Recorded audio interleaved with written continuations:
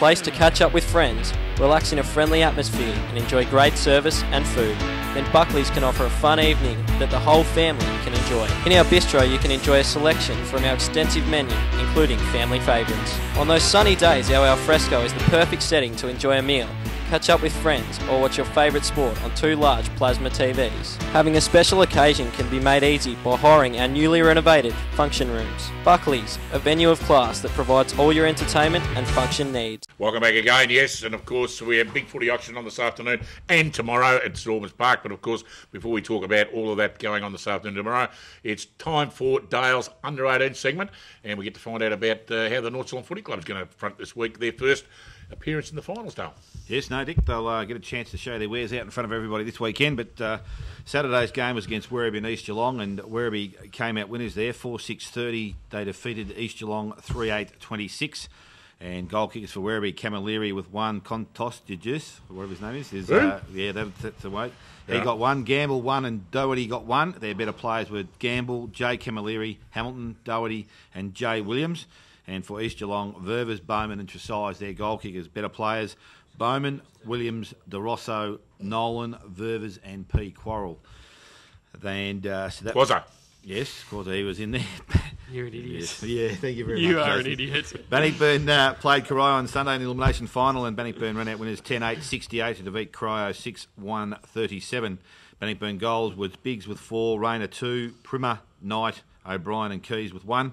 Better players, Bath, Biggs, Badani, Rayner and C. Dillon. And for the Corio side, Zorkow and Scott both got 2, Taylor and Vanderlee 1 each. Better players are Cheney, Cullen, Nicholson, Frisch, Loon Garcia and Zorkow.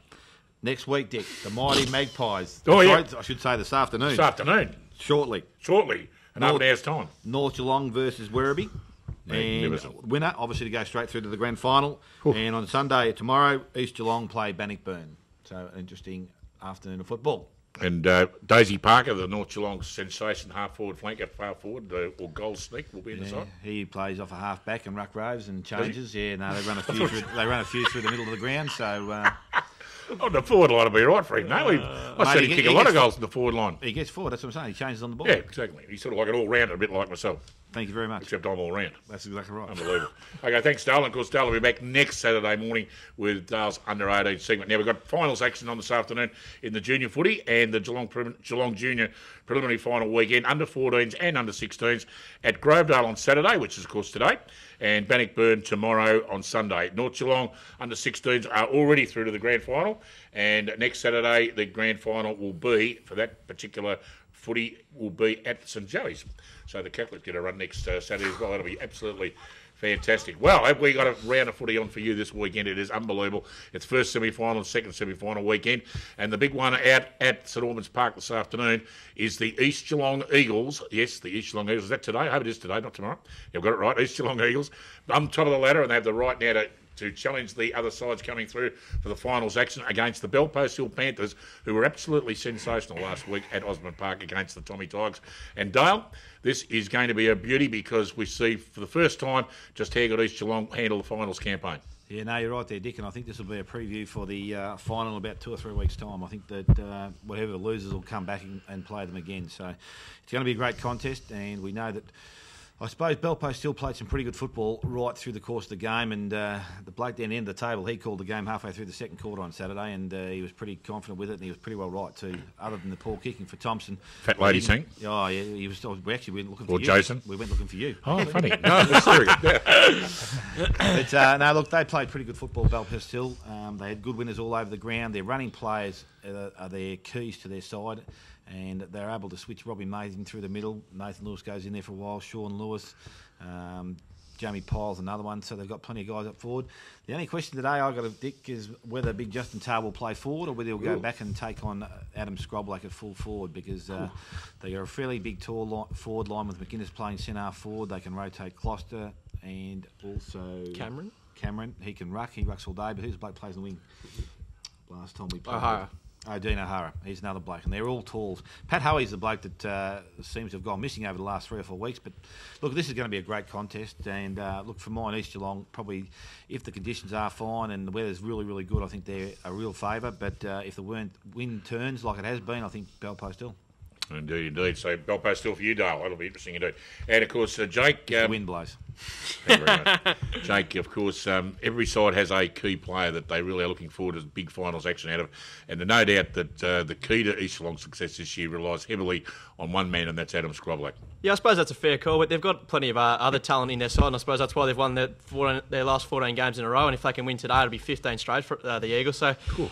There's stars all over the park today. I suppose you look at Belpost Hill side as well, and you've got blokes like Brent Gergich, who's ready to explode at some point. He's been pretty quiet this year, and you'd expect that the big stage might bring the best out of him, and the ground out at St Albans will probably suit players like David Holzfine and those running-type players that are quick for Belpost Hill, and they might give the Eagles a bit of trouble. But as you said, Adam Scroblack's going to be a handful for the Panthers to handle, and they've got blokes like Ryan Closter up there, as Dale said, who can also kick goals. I think he's kicked 63 goals for the year so far, so they've definitely got avenues to go, and hopefully we just get a good game of footy, but I'm going to tip the Eagles. I'll go straight through to the granny.